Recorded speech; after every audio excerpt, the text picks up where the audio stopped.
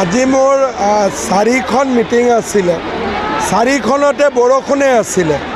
বনৰগাঁও চৰাইবিল 13 চিৰাং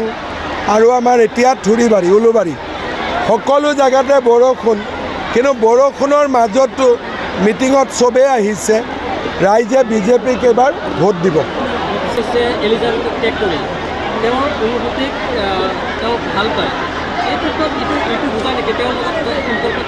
চক আপোনালোকে মাত্ৰ কেইদিনমান ৰখক বিটিচিৰ ইলেকশ্যনৰ পিছতে SITৰ প্ৰতিবেদন আমি প্ৰকাশ কৰিম আৰু ৰাইজে সকলো কথা নিজে বুজি পাব প্ৰধানমন্ত্ৰী বুধবাৰে ৭৫ বছৰ হ'ব বহুতে কৈ আছে যে তেওঁ অৱসৰ ল'ব লাগে এই ক্ষেত্ৰত আপুনি কি ক'ব প্ৰধানমন্ত্ৰী ডাঙৰীয়াৰ দৰে মোৰ যিমান ষ্ট্ৰেংথ আছে তাতকৈ প্ৰধানমন্ত্ৰীৰ দুগুণ ষ্ট্ৰেংথ নৰেন্দ্ৰ মোদী ডাঙৰীয়া ৭৫ বছৰত তেওঁ এটা নতুন ইনিংছ আৰম্ভহে কৰিছে আমিতো বিচাৰোঁ 2047 চনত যেতিয়ালৈকে ভাৰত এখন অমৃত ভাৰতলৈ ৰূপান্তৰ নহয়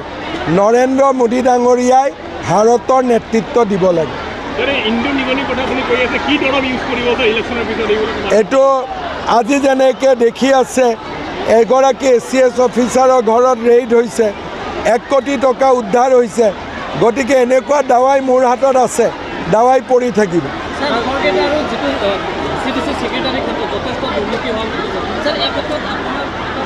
এই VCDCৰ ব্যৱস্থাটো ইলেক্টেড হ'ব লাগিব আৰু যি ধৰণে VCDCত এপইণ্টমেণ্ট হয় এই ব্যৱস্থাটো সলনি কৰিব লাগিব যি জাতি উপজাতি যি গাঁৱত আছে সেই ধৰণে আমি VCDCবোৰ বনাব লাগিব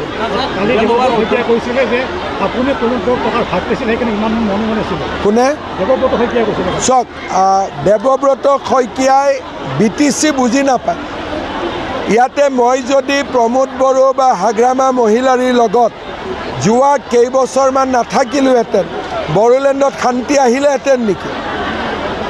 কংগ্ৰেছেতো জ্বলাই থৈ গৈছিলে জ্বলোৱা জুইকুৰা কোনে নুমুৱালে তেওঁলোকৰ কাৰণে টকাৰ ভাগ অমুকৰ ভাগ এই শব্দবিলাকেই ঠিক আছে কিন্তু আমি এইবিলাক শব্দ ব্যৱহাৰ নকৰোঁ BTCত বিজেপিয়ে শান্তি আনিলে বিজেপিয়ে BTCত এতিয়া উন্নতি আৰু বিকাশো আনিব বহুত BTCত এনেকুৱা মানে আছে অফিচাৰ আছে য'ত 10% নিদিলে কাম নহয় তেওঁলোকৰ বাবে কি ব্যৱস্থা মইতো কৈ আছোঁ কথাখিনি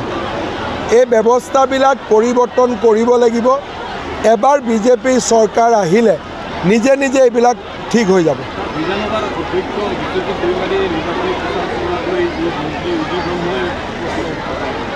চক BTC বিধানসভাৰ ইলেকশ্যন নহয় বা MP ইলেকশ্যনো নহয় BTC আমাৰ নিজৰ ইলেকশ্যন এটা গতিকে ইয়াত কোনো বিশেষ পৰম্পৰা একো নাই স্পিকাৰে নিজে যি ভাবে সেইটোৱে ইয়াত আৰু কোনো আইন বা বেলেগ কোনো একো নাই যদি বিধানসভাৰ বা লোকসভাৰ নিৰ্বাচন হয় স্পিকাৰে কেম্পেইন নকৰে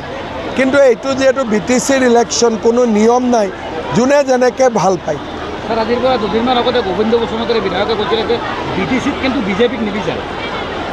ইমান মানুহ কি বিচাৰি আছে ইমান বৰষুণতো ইমান ৰাইজ থিয় হৈ আছে এইবিলাকতো BTCৰে মানুহ বাহিৰৰ মানুহতো নহয় অলপ ঘূৰি লওঁ এতিয়াই ক'ব দিগদাৰী